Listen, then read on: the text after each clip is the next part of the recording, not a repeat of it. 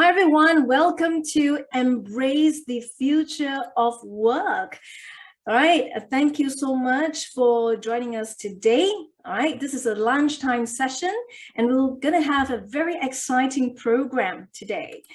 All right. So I'd just like to run through the program for today. We'll have a first panel discussion with quizzes and also lucky draw prizes to be won.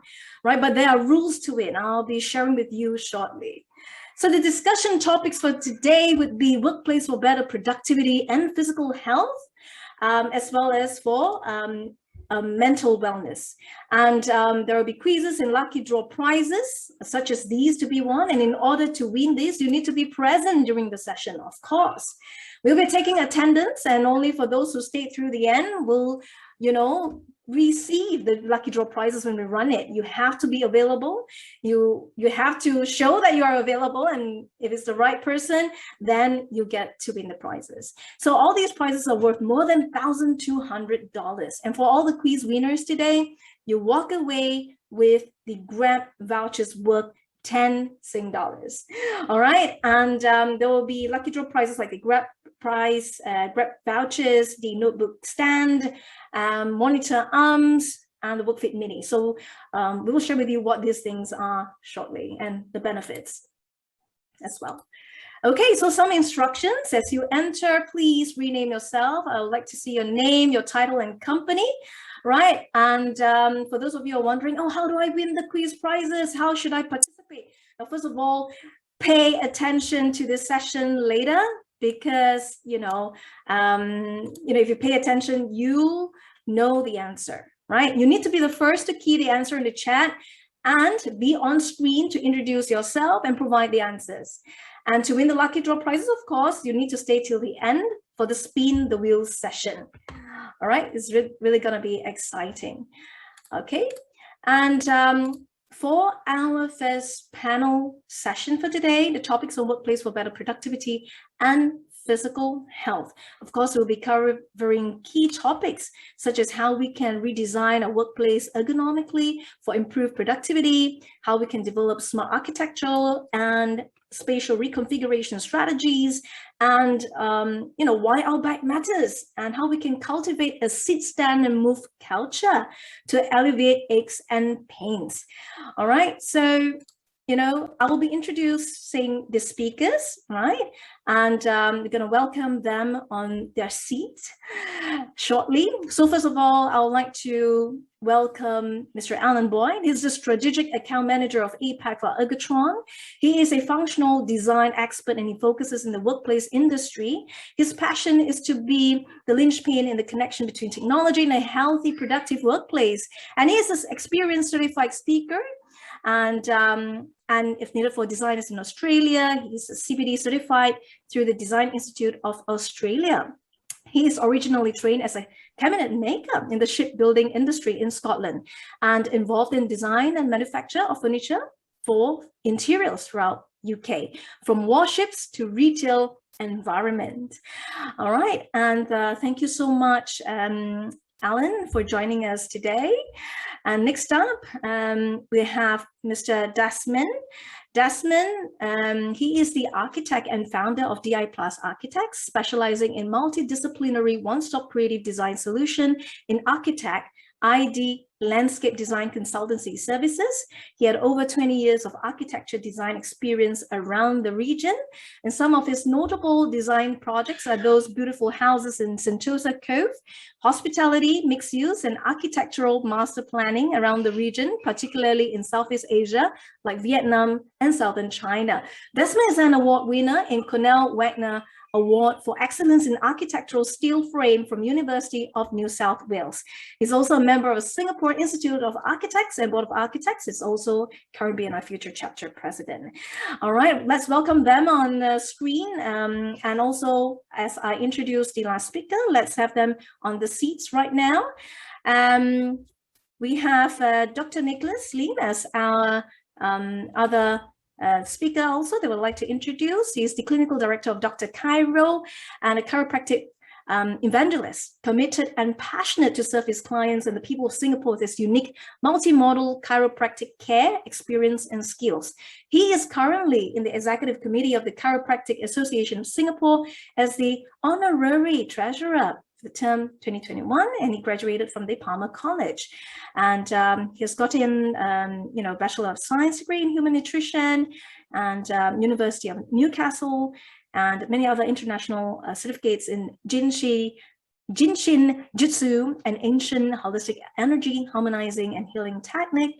And he has also participated in several mission trips to heal underprivileged people in the Dominican Republic and Haiti. And as for myself, for those who do not know me, my name is Rani, and I'm from Hashtaqs. And and I'm also the founder of HR Entrepreneur, where we inspire, educate, and empower the community of entrepreneurs, corporate leaders, government, and investors across Asia. We share more info, and you can get connected with me as well. All right, so thank you, panelists, for joining us today. As you can see them on the seats. Now, as we talk about workplace for better productivity and physical health as today's topic, share with us what's your definition of working effectively and productively. Let's start with Alan. Alan, you might want to unmute. 3 speakers, you could unmute yourself. No, ready. Yeah. Well, I have to start, as all meetings online start, with somebody being asked to unmute. Luckily, it was me. When I do productivity and efficiency, I think it goes back even to a more basic standpoint. And Simon Sinek talks about why, and why are you actually working, and what are you doing? You've got to be in line with the visions and the goals of the company you work with, and they have to be in line with what you want to do in your life. And that's the basic overall, basic start of it. And then you'll look at the buildings that Desmond will do, and then we look at the physical body in those buildings and how the workplace works. And that workplace is going to be very different in the next few years. What we've seen now is really pushed forward how that workplace will change, where the workplace is just this place where companies want employees to come in and collaborate and have meaningful workplace and innovation in there. So I think we're in a really interesting time for workplace and for how this will change throughout the world, Singapore, Australia, where I am, globally. There's going to be lots of changes and great opportunities for people in design, actually, who know what they're doing, like Desmond. Right, so Desmond, what's your point of view? Yeah. Thanks, Renee, for having me. Thank you. The working effectively and productively for me is simply just to put it, whatever that you set to do and you accomplish it. And more importantly, you do it effortlessly. So to do this means that either be it in your working space or at home, every morning you wake up and you set to do something, and you can do it for the whole day effortlessly. So this is how we have to look at eventually later on how we some of the elements that come in to make us rejuvenate every morning that we wake up, or every space that we are into it, or the spatials that we are involved with, furnitures and many other things that we are in touch with. So I think that will be my definition. And how about Dr. Nicholas?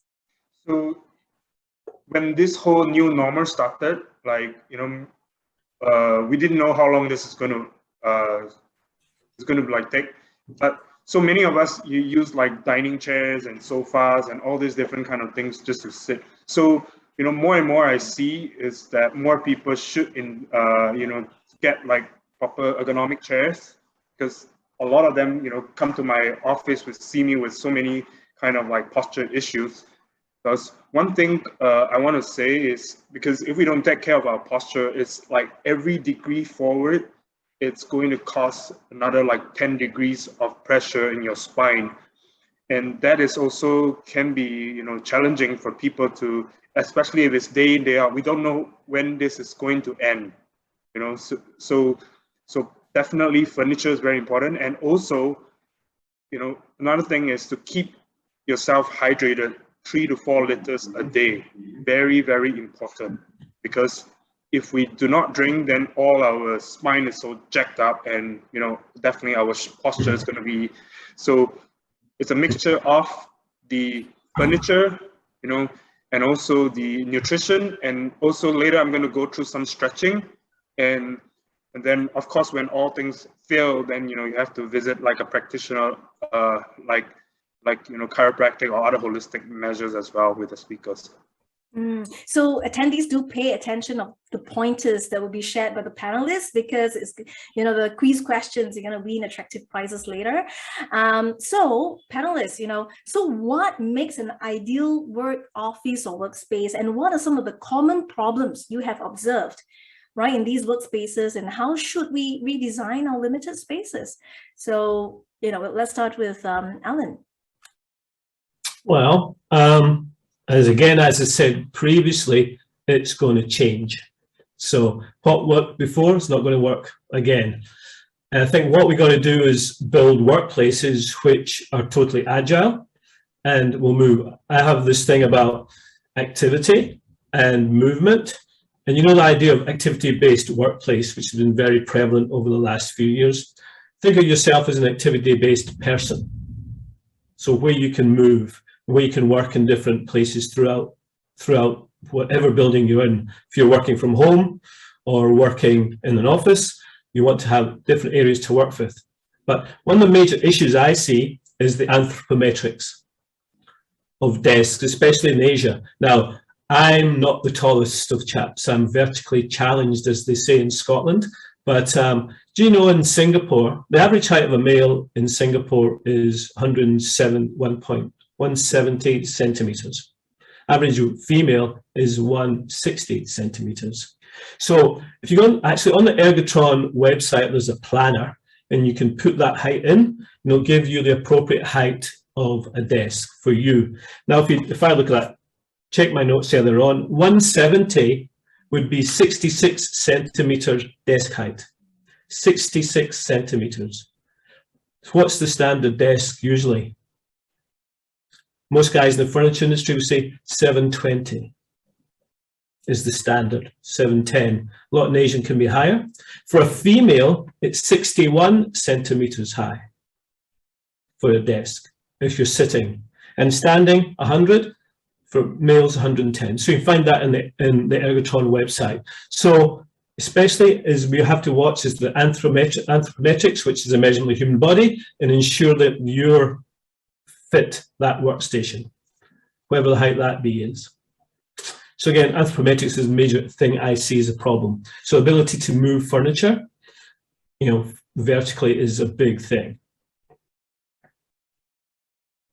Thank you. Right, then how about Desmond? What do you think? Yeah, for me, the ideal workplace should be make you that is very comfortable, your comfort, and there's a place that is a lot of flexibility for different usage and the day of the needs. And of course, also it's a very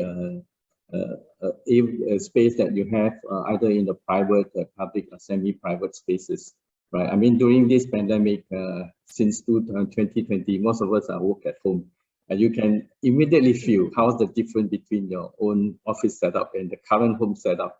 And you will notice that the home setup are not meant for working. So over the period of 1 year, we can see a lot of adjustment at home, right? I mean, your furniture may have to change a certain way, and the arrangement of the spaces may have to change to suit the need, especially you start to work a long hour at home. Of course, for more importantly, is how do we associate with the natural elements, be it in the office or at home, because we have the artificial element and the natural elements, particularly natural elements like the material that we use, the sunlight that coming in, the natural amount of ventilation that coming in, above all, the spatials and the planning that involve. So to me, these are important elements to look at.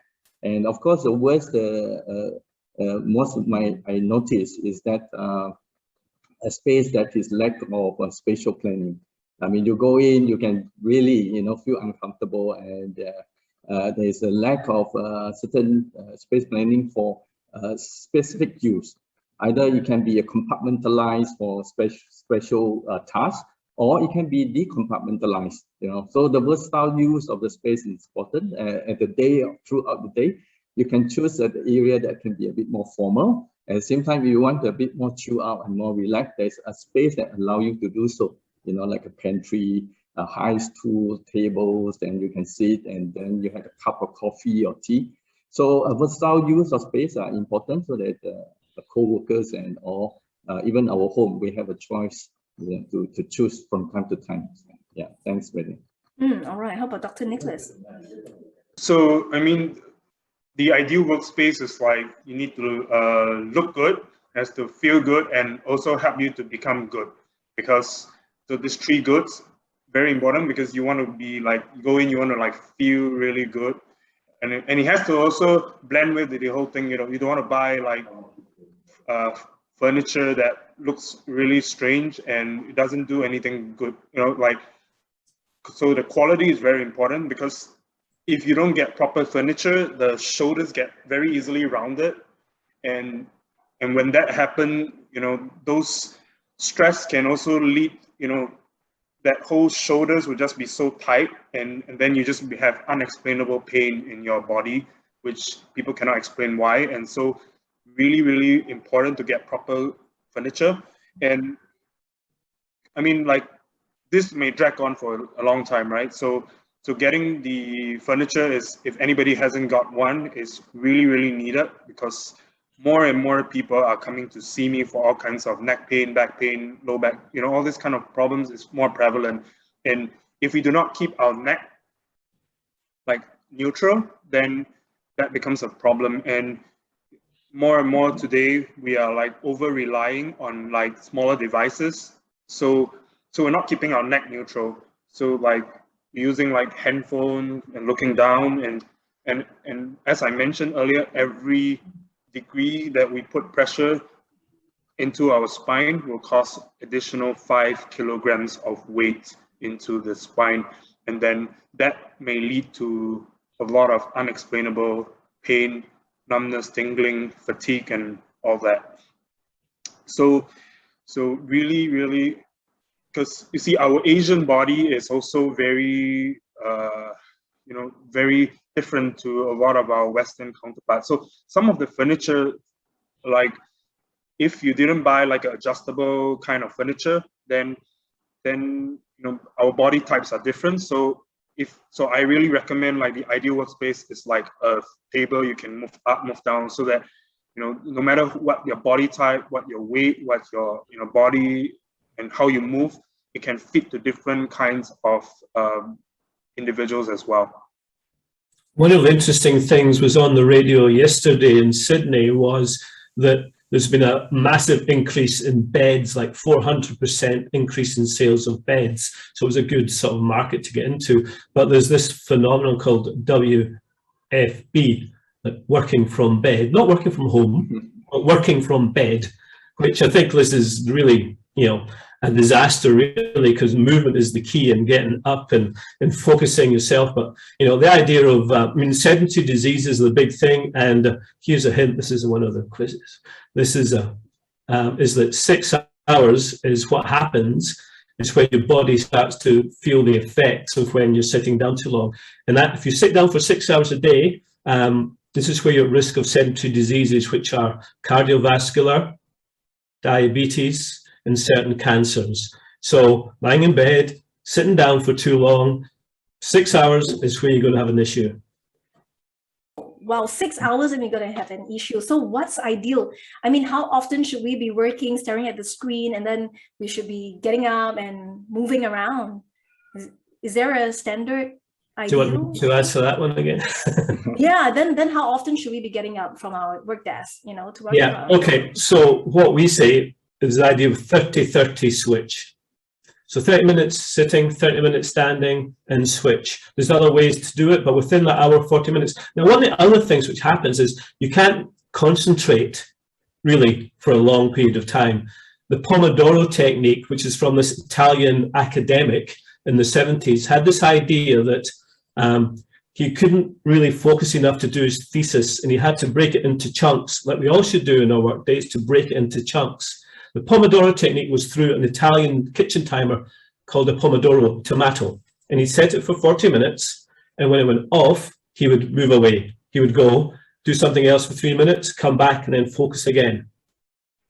So if you actually think of that, of working focused for somewhere between 30 minutes to an hour, focusing, sitting down, working away. If you're lucky enough to have a height adjustable desk, move it up and then start working from there. And then every so often move away and put that movement into the workplace. As I've said before, I have this idea of what I've done is there's a playlist on Spotify called Movadoro. And Movadoro has classical music, usually sort of like science fiction soundtracks for about 30, 40 minutes. And then I play something upbeat and moving and have a wee dance, something, you know, move about a bit for 3 or 4 minutes, maybe stand or maybe sit down if I really need focus work. So movement is the key and varying it up. Do not sit long periods of time in front of that computer. You won't be effective and you won't be productive. So movement is the key. Oh, interesting. I mean, Dr. Nicholas also mentioned about, you know, devices getting smaller. So is it advisable that we get bigger devices? And is there a science where, you know, distance do matter? Like how far we should be from the screen, right? You know, things like that. So interesting. I mean, any answers? I'll leave it to you, chaps, if you want to. Yeah, so I mean, like you said, devices getting smaller. So, you know, you keep looking down, and when you look down, like I mentioned earlier, you know, you don't want additional stress on your spine, which is actually, this was actually proposed by a famous, you know, biomechanist called Dr. Kapanji, and he was the one who actually proposed this thing. And more importantly, it's also not only just the devices, but, you know, in this workplace, it's also what we put into our bodies is very important. Like, you know, like you don't want to avoid, like you want to avoid like oily food or deep fried food too much, because that will also causes a lot of inflamed muscles, and that will tighten the whole body. So, wow, you know, not even food matters. Yes, and see, so the number one is the ergonomic, you know, ergonomic tables, chairs, and all that. But number two is also diet, and also there are many factors to health, and also another thing is what Alan has said is, I think I use the rule about an hour. So about every hour you just take 10 minutes off to just do something. Go talk to a coworker. Go grab a cup of coffee, go to the bathroom, just walk downstairs, or just come out, you know, just take a break and change to do something else.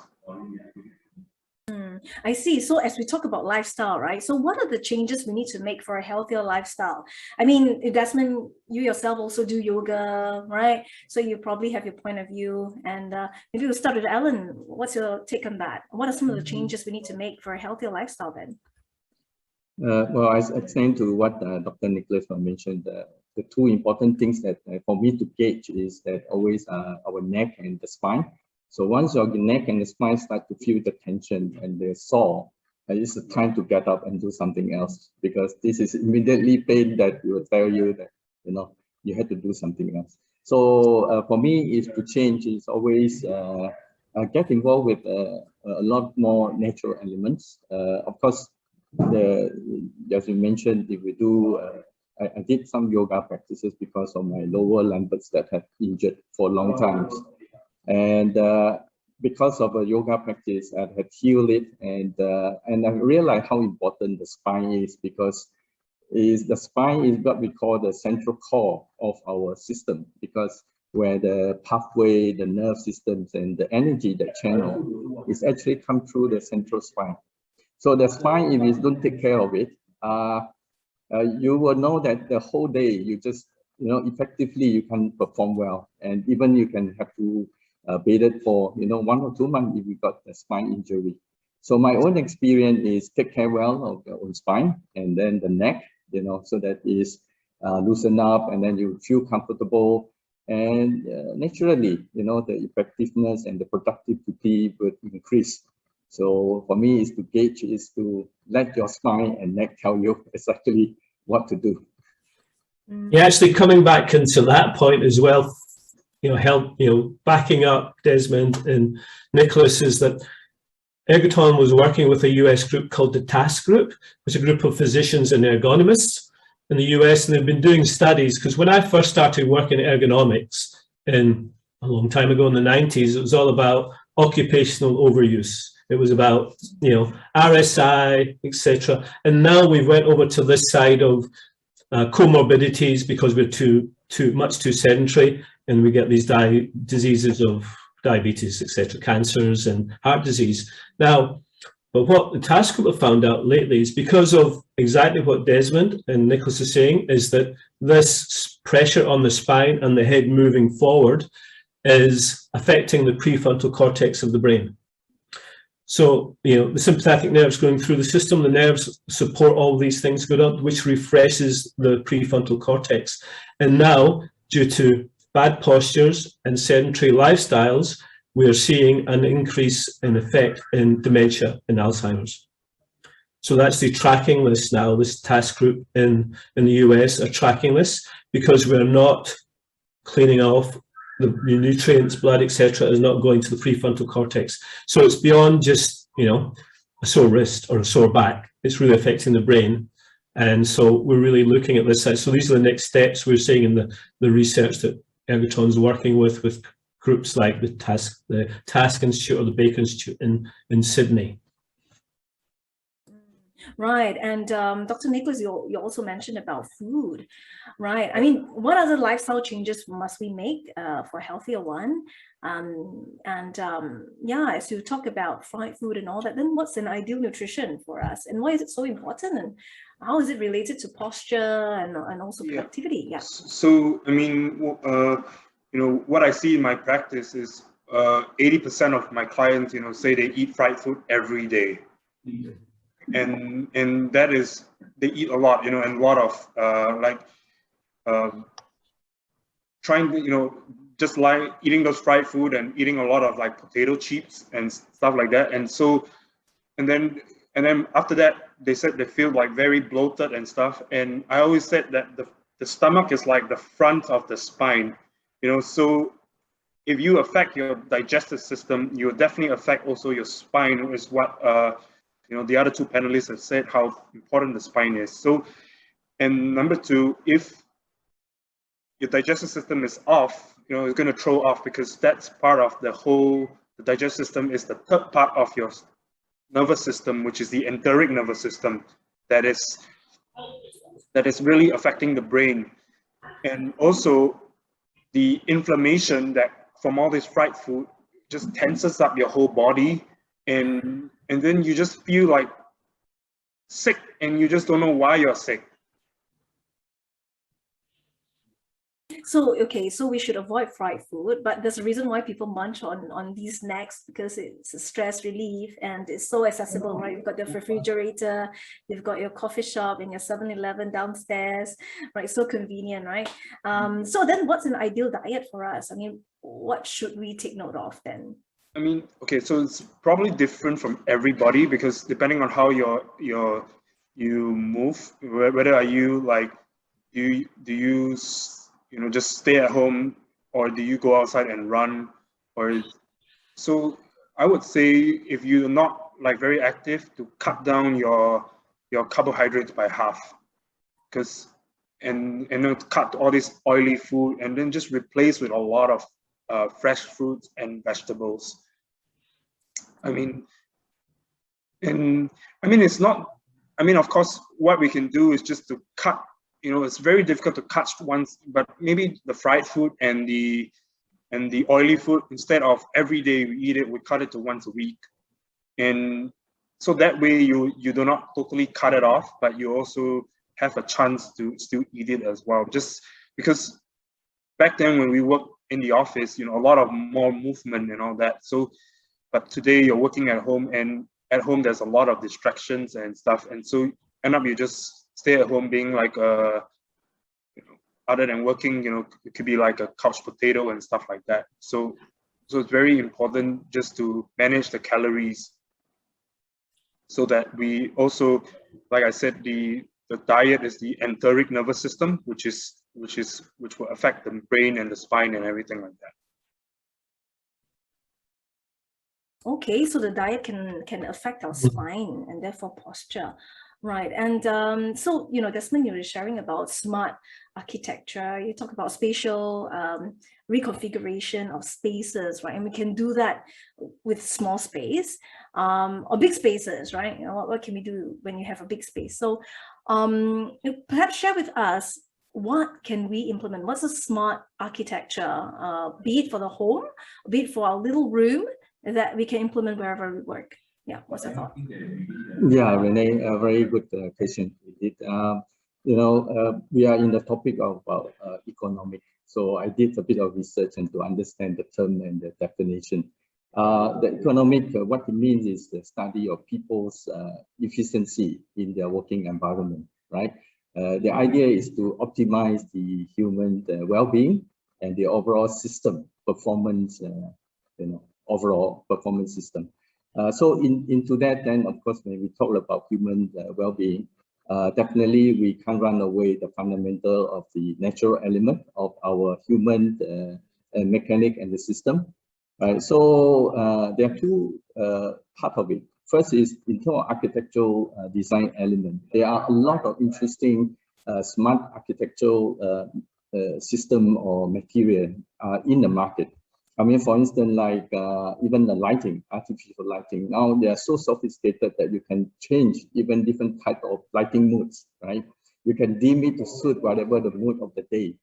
Or you have the air conditioning system that they come with all the eco-tick or green product to say, you know, that's good for your health. And there are many things that are available. But I think the important is still we had to address is the fundamental of the so-called our human and mechanic and the building, especially the space of the home or even our work environment. I have prepared a few slides that we are to showcase a few projects that we are consciously in every project we will make sure that these are natural elements are always right in a certain balance. What are they? Meaning that if you are looking at the human mechanic, our human body are actually formed by 5 natural elements. It can be earth, water, fire, air, and space, right? So if you look at it carefully, this human mechanic is actually similar to the cosmic element, right? So likewise, when we do this, I always, you know, whatever possible way is to bring this element into a building of a home or a workspace. Meaning that if you're looking at the earth, meaning that material that we choose to use into the home and apply it internally or externally, or water elements, how much of water had to be, you know, bring in the water element, the sound, and how we in touch with the water. A fire means that light, you know, intensity into the space of home or a work area. Air, as much as natural ventilation, cross ventilation as possible so that we feel very comfortable. And last but not least, the space, right? The space at the high ceiling or low ceiling for a specific reason. So this spatial quality, if we can find the balance of this, it will become a very efficient space, you know, so that we can work more productively. Allow me to share just a few more slides, just to show you some of the projects that we do. Okay.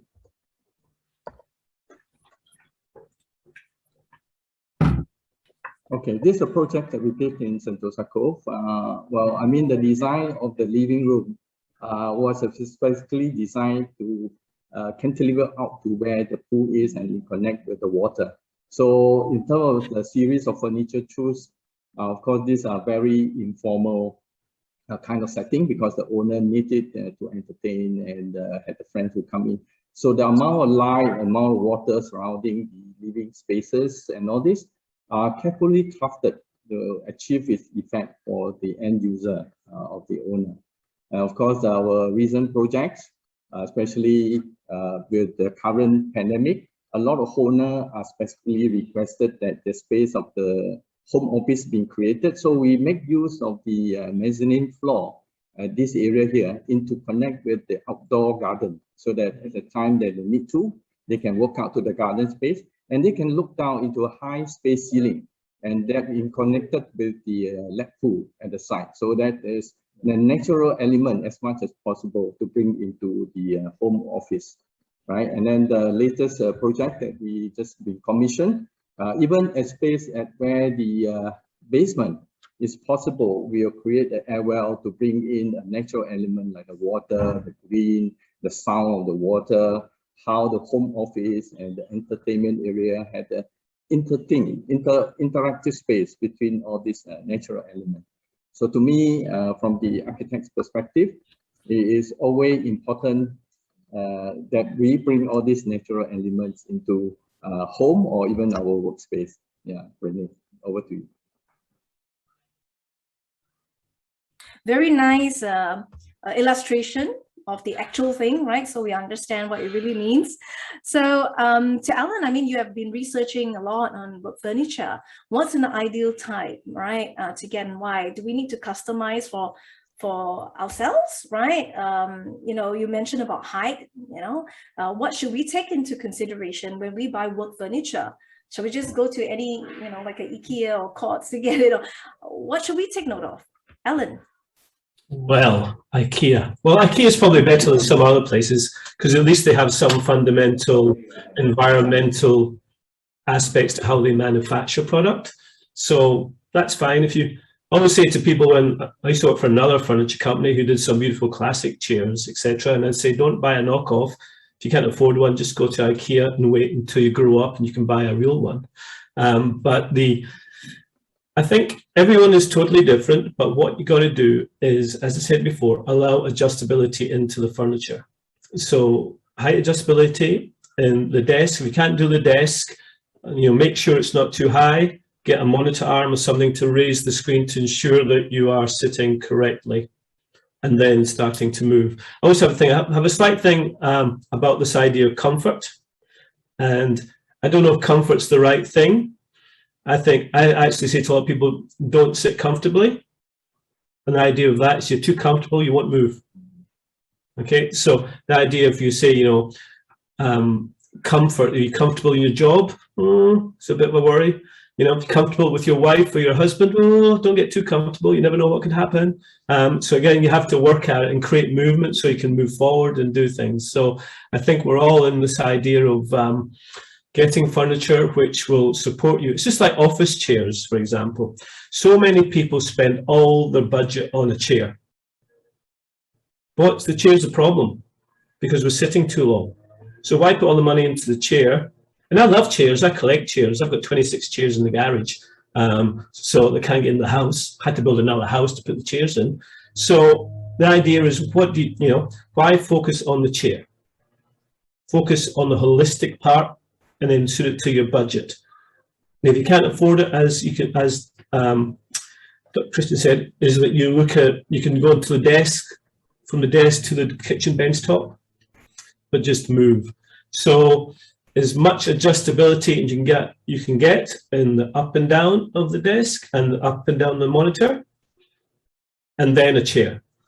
Okay, and if you get a chair, make sure it has some form of synchronous movement, which means you can put it onto an adjustment that you can move in the chair when you're working. The old chairs, which are foam and fabric and have a clutch mechanism that you can't move from there, no, you're better with probably a dining chair, because therefore you stand up and move. So again, everybody's different. Go to a company such as Lewis's company, where you can try things and try things out, and then create movement. So anything that can create movement is the key. Thanks. Right. Well, it's all associated, right? The food we eat, and the lifestyle that we have, the furniture that we have at home. So don't focus on the chair, but look at the tables as well, right? Don't get too comfortable. Holistic, right? Fantastic. Any questions from the audience? Feel free to type into the chat, right? Any questions from the audience, and later on, Dr. Nicholas will also be, providing a demonstration on, how you could stretch and get your blood all circulated well. So any questions from the audience before we end the first panel? Yeah. Okay. Right. So, so it's about cultivating a sit, stand, and move culture. And we think that this can help us. I mean, those people with aches and pains, like Desmond, you mentioned, okay, you do yoga. So that kind of helped you kind of recover. So do we say that, you know, if you want to alleviate issues with your back, it's better to practice this culture of sit, stand, and move?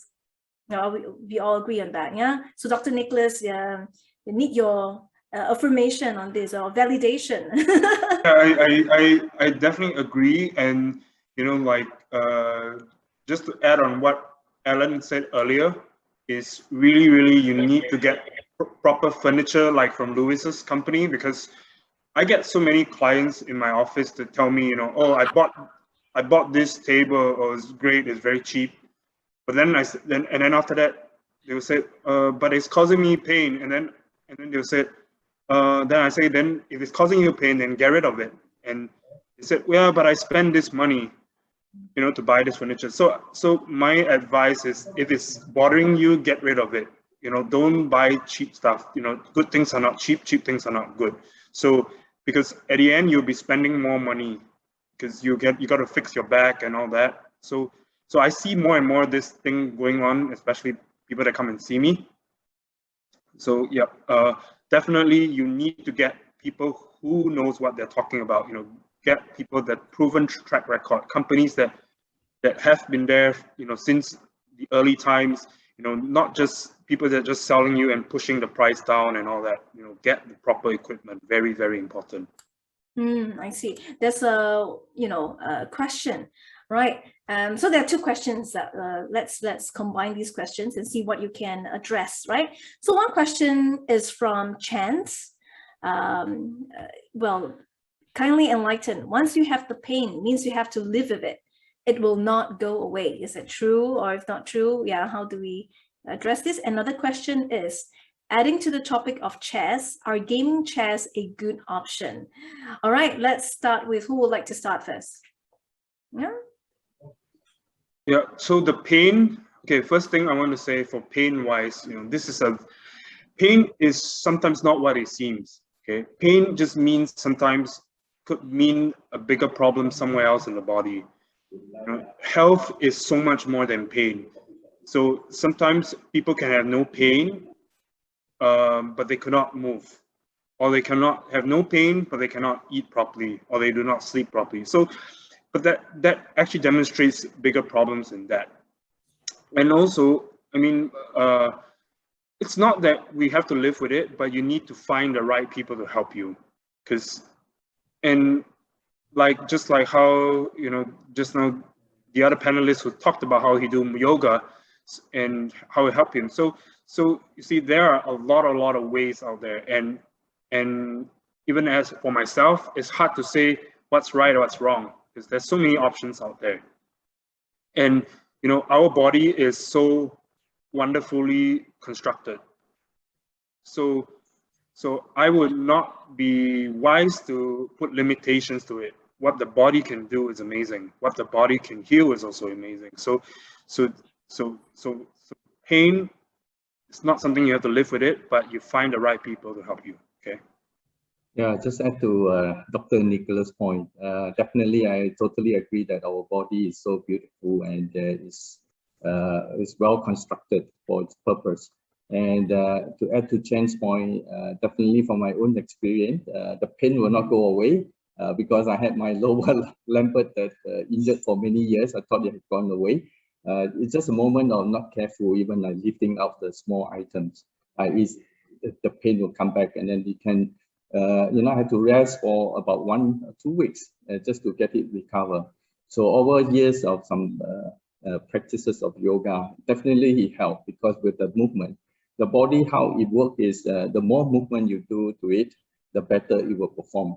So by practicing your yoga, is stretching your spine, stretching some of your muscles, your body, it certainly helped. And for last couple of years, this pain have gone, have recovered very well. And on top of that, definitely I can feel a lot of difference in terms of how the energy flow and how efficient. I'm able to perform my daily works.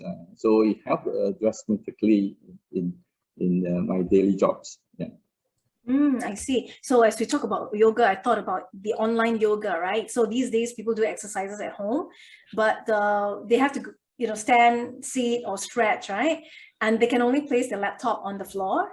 So now that you have, just now Alan spoke about the adjustable tables.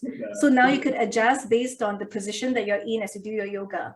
Oh, fantastic. So I think that's great for you, Desmond. Alan, any other points to add? Well, I think the idea of, again, the chairs, and someone's asked about gaming chairs, a good option, and maybe, but not as you sit in them all day. You know, there's some better ones than others. But remember, we're not designed to sit on our butt.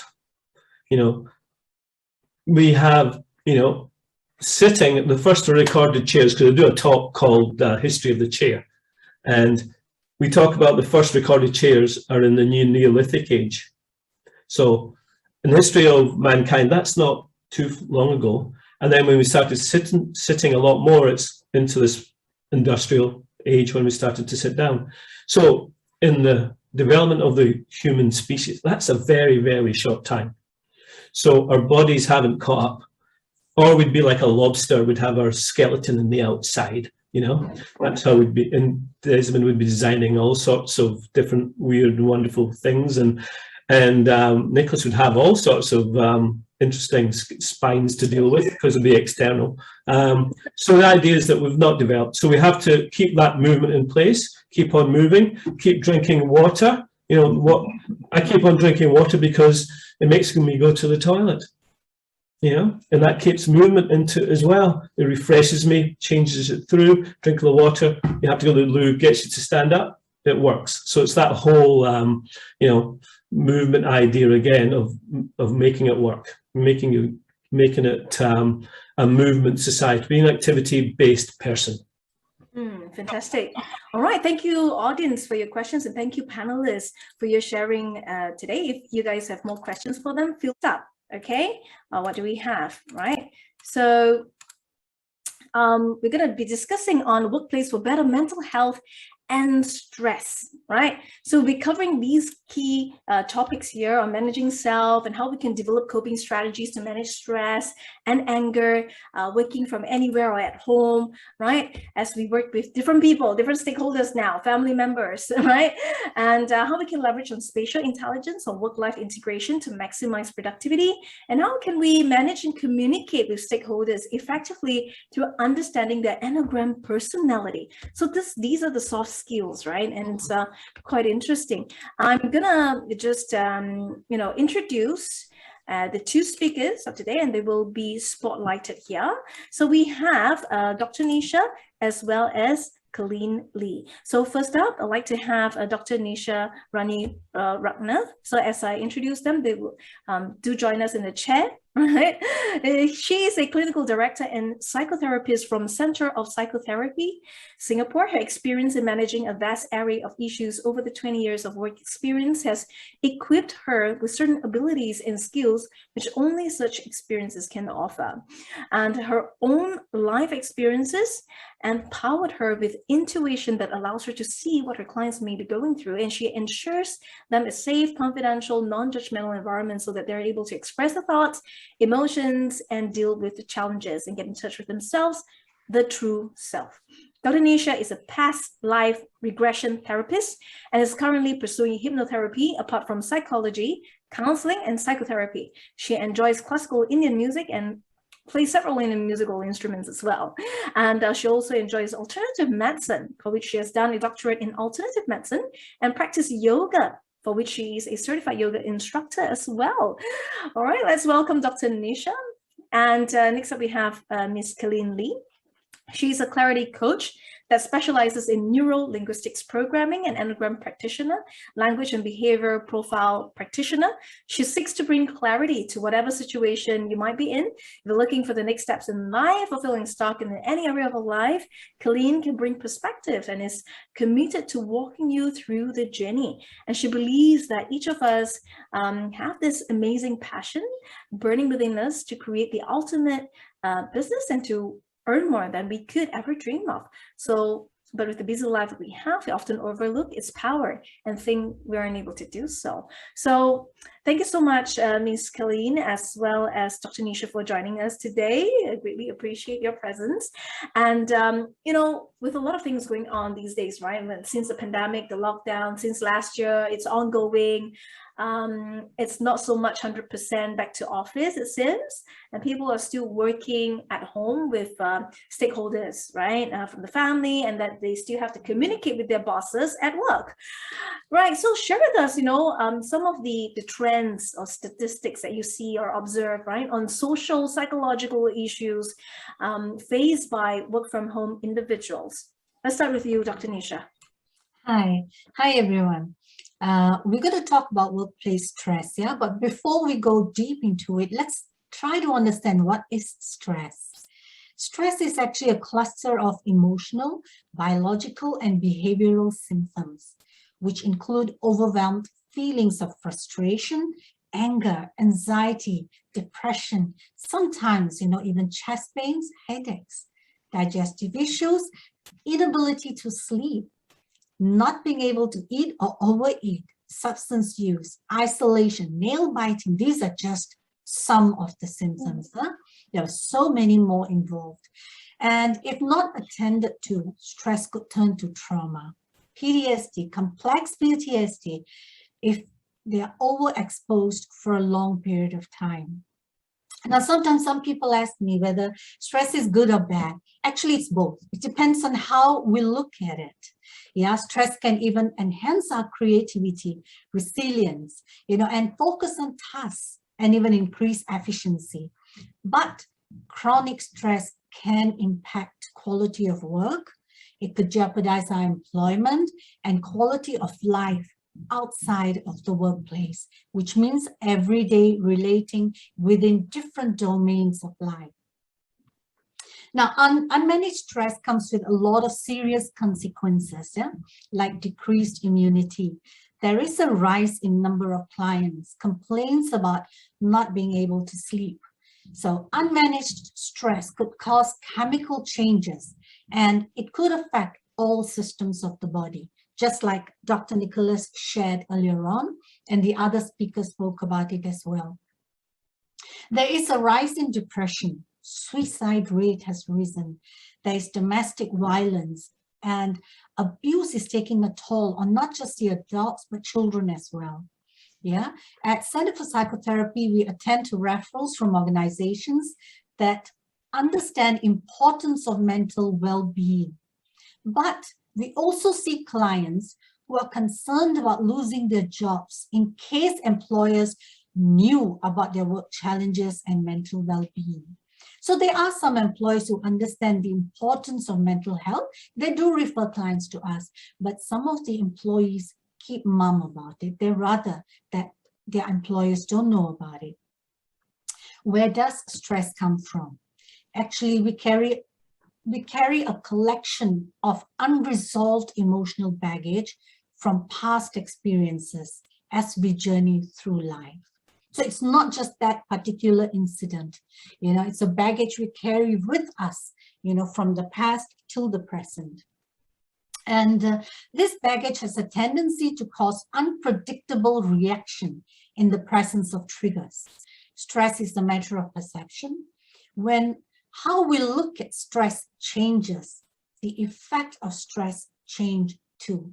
So sometimes, you know, we wonder why is this person behaving the way he is? How come she's not wearing a mask, and how come she's fighting with others, you know, that she has a right not to? Actually, we don't understand challenges people go through sometimes. Let's take a look at the two factors, you know, these are external and internal factors. External factors, you know, that cause stress are those that are outside of us. It's about financial difficulties, because during the COVID times, a lot of employees, they faced pay cuts, and home-based work was not easy for them. And they were not in touch with colleagues or friends, and they had nobody to talk to about challenges they were experiencing. So everything was like in the same basket: work stress, home stress, childcare stress, self-care stress as well. Huh? Domestic helpers left. So what happened after that? Personal relationships, parenting, managing work and children who were involved in home-based learning became overwhelming and stressful for many employees. Imagine those with mental health concerns prior to COVID. They felt trapped, confused, and they became more ill. So a raise in IMH cases as well. Managing work from home was not a healthy option for them, as they needed to be in the community, feel belonged and connected. Yeah, so let's look at the internal factors now. There are some external factors. Sometimes we really can't control them, you know, but where the internal factors are concerned, they seem to be in our hands. Yeah, these involve our own mind. How we look at a situation is important than the situation itself. So again, it's our own thoughts. If not managed, accumulated stress turned trauma could lead towards more problems like dissociation, which is a maladaptive coping mechanism that temporarily protects a person from being overwhelmed. It's our own way of coping from it. It's like running away from it. It may be unhealthy to carry all these symptoms to our workplace, social settings, or home, as we could affect others around us as well. So how do we manage these? Internal factors are within our reach, like I had said. Cognitive behavioral therapy, CBT, says that thoughts, emotions, and behaviors are linked. All these three seem to still be within us. They are linked. If any challenging situation, just stop and think before acting. Sometimes we think we need to act, we need to give answers immediately, we need to do something immediately. That's not so actually. It's okay to just stop for a while, think, you know, and that's when you may be calmer. And when you act in that situation, you may make good decisions as well. So prioritize and work on tasks, plan your work, keep a diary. Sometimes jotting in a diary helps. Now let's look at some of the techniques that we use at our end. Yeah, we use bottom-up, top-down, and horizontal techniques in our center. Bottom-up techniques change the lower areas of the brain. Light physical activities at home or outdoors, like yoga, qigong, jogging, deep breathing, meditation, and mindfulness, until professional support is available. Right. We're going to. Yeah, very nice. We'll go into these. So I would like to hear from Kelyn as well on her point of view on the trends and stats on social psychological issues on the clients that she has you know, worked with. Yeah. Any thoughts on that? Yes. So basically, the trend of working from home is we are so-called being forced into it. So there are some people who adapt very well. Those usually their working style might be more of an independent worker. But those who actually need their team around them to work with, or maybe they need their employees below them to, you know, give them instructions. These are people that are struggling, because I do have a few clients who sound out to me that they don't work very well alone at home. And also because of the environment that we have our family, the kids, the dogs and everything all running around. It's very destructive to some people to be doing that at home.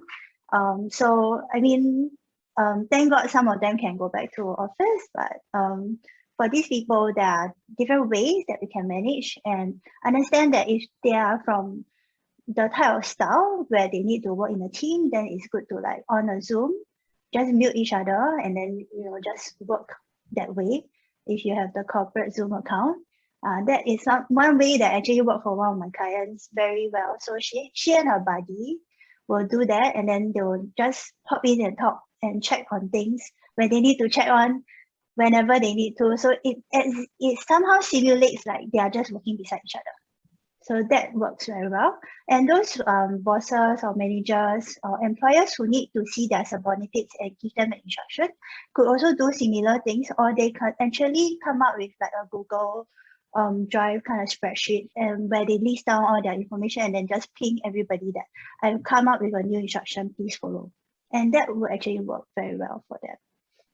Yeah, so That's my point of view. Right. So it's about leveraging on digital tools as well to manage and communicate, and also to make sure that everything is in point, right? So they don't get to see each other. So whatever they communicate may be misinterpreted.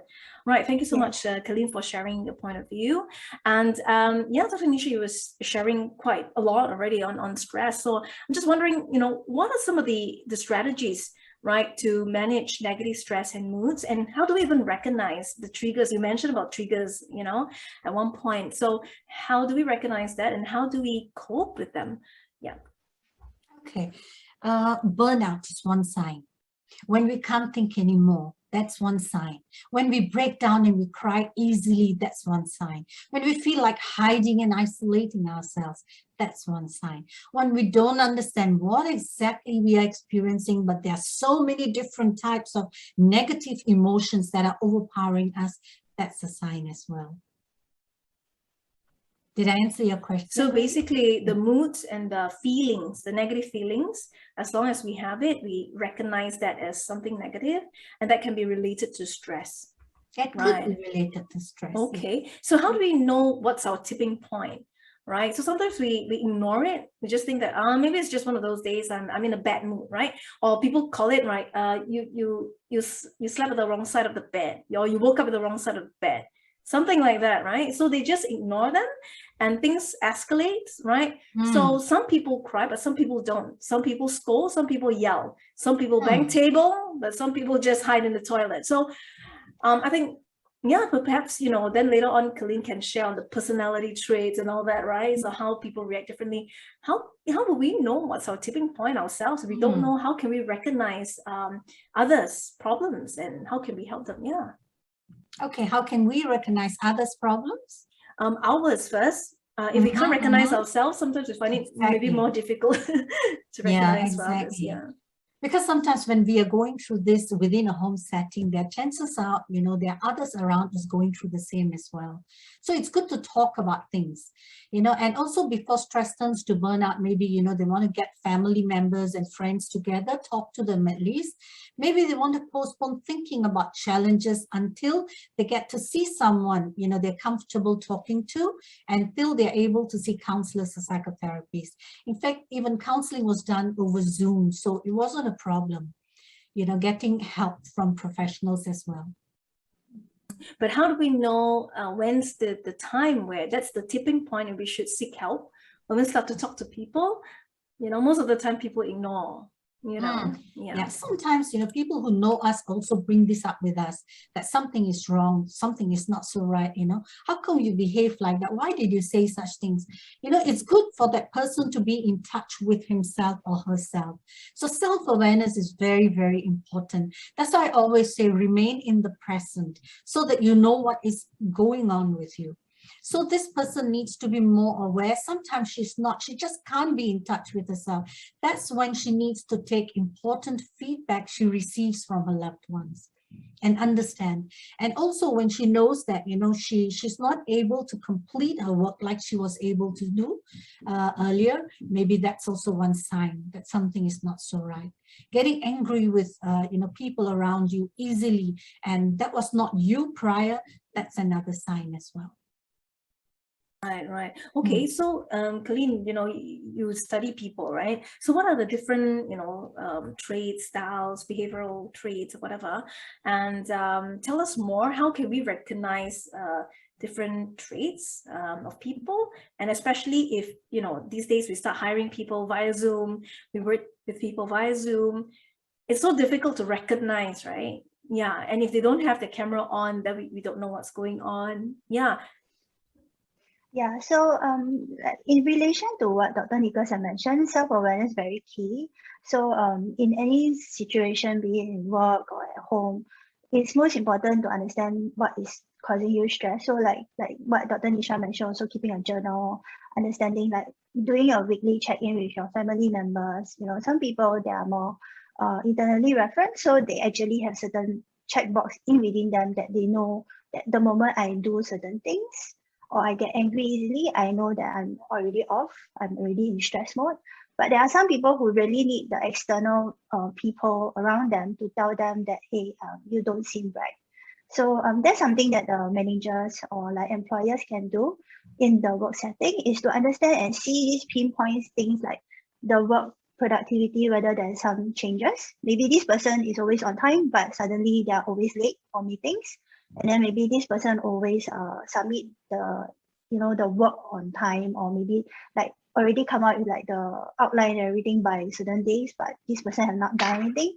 If you have seen these type of changes in your employees or your team members, it's good to, have a one-to-one with them, have a short discussion about what's going on. Is there any stress? And then make it a point, the intention is that we have a common goal and we want to work towards that goal. And I want to understand what is happening with you so that we can help you to solve the problem and we can move on. Yeah, so I mean, in a work setting, it's usually quite time crunch. We don't really have much time to do so many like one-to-ones with everyone. So if there is a weekly where we can get a team gathering and understand how each person, how anyone is facing stress, and that would really help the managers and team leads. In that So manner. what are the different behavioral patterns then? Yeah. So there are actually 14 different behavioral patterns and language patterns that we have in the language and behavioral profiling. So that's one of the ways we understand the person's personality. So today I'll just talk on one, which is what I mentioned earlier on, is a working style that each individual have. So some people, they like to work alone. They can do solo. They don't need people around them, and they get very frustrated when there's a lot of interruption around them. So these type of people are the best type of people who can work from home, because it's like no nonsense. But of course, if family disruption is one of the key points, then it will affect them. Then there are those people who are proximity workers. Proximity workers means that they need people around them who are doing different roles from them, but they are the one who lead the team. So they have their own responsibility. They also know what are the other team members' responsibility, and they work around with them. And then we have the third one, which is the cooperative type.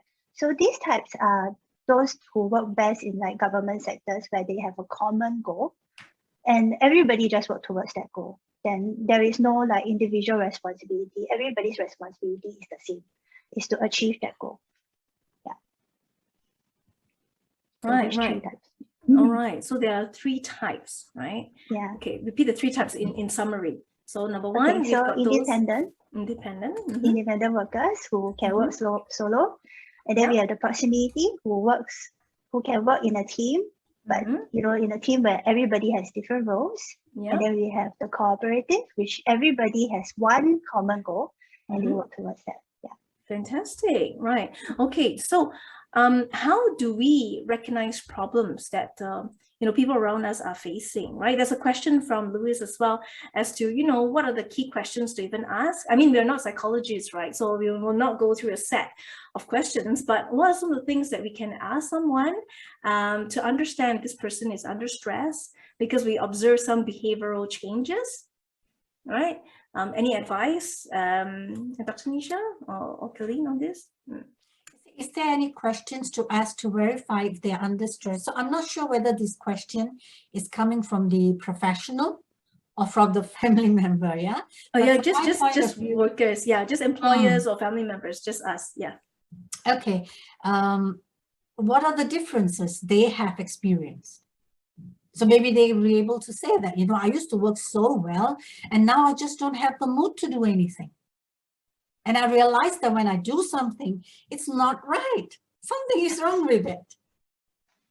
And for example, I'm a very patient person and I play with children a lot, but suddenly now something is wrong. I seem to get irritated with them around me. Yeah.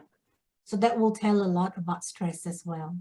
So ask very open questions like, how has things changed for you? How has it been? Let the person talk. Okay, so Kelyn, I mean, how do we manage if others, if we recognize problems, be it our friends or managing staff and all that? Yeah. So come with the intention of wanting to know more, because sometimes like what Dr. Nisha mentioned, if you are in a work setting, it might be that some employees or some subordinates, they don't want to sound out that they are facing issues with stress. and it might come off as a stigma to like, I need some counseling or something. So come on with the intention that actually we have a common goal, and I see that you're struggling. Could you tell me what is going on? And then from there, the open question will lead you to different set of language and behavioral patterns that you can spot. And you know, so for some people, the way to talk to them is like, oh, so if they need external feedback, then you can name in things like, oh, your buddy here mentioned that you are facing a lot of stress. Is that what you're going through? Then for some people who are more in the preference will be like, so it's, you know, it's up to you to share with us what are the things that's going with you. So these are a few points that you can use and kind of language that you can use to connect with them better. Because by building the rapport, you can actually get them to talk more instead of like, I'm instructing you to tell me now. So that's the relation that we want to build with our coworkers, especially now everything is on Zoom. So we want to make sure that the communication is on par with each other. Yeah. Right. As you speak about communication, there are a few questions all related to that. How do we handle stress? It's also through communication, right? It's based on what we perceive as from the communicator, right?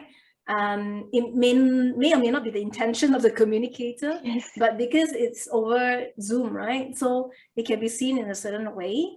And there are things on motivation and morale. Now, share with us then, how can we implement more effective communication skills in this new normal of touchless communication? I mean, before, right? I mean, you could just tap on someone's shoulder, have a good conversation, have a cup of coffee, a tea, but now you can't, right? So the only way is, you know, ping. So like you mentioned, there's some people who don't like to be pinged, right? Don't like to be called. But some people, it's like, how come no one's calling me? Am I on track? It's like, how come no one's getting in touch and I feel lost, right? So how do we then manage well or communicate effectively from touchless communication? Yeah. Okay, so basically with the lab profile, it's very easy to do. Within 15 minutes, a practitioner like myself can actually help you to find this person's individual profile, and then we can zoom into what are the language pattern and what are the behavioral patterns that this person has, and therefore you can easily communicate through Zoom. And this whole profile can be done through Zoom as well, and it's actually we just need the audio, so we don't even need to see the person on screen.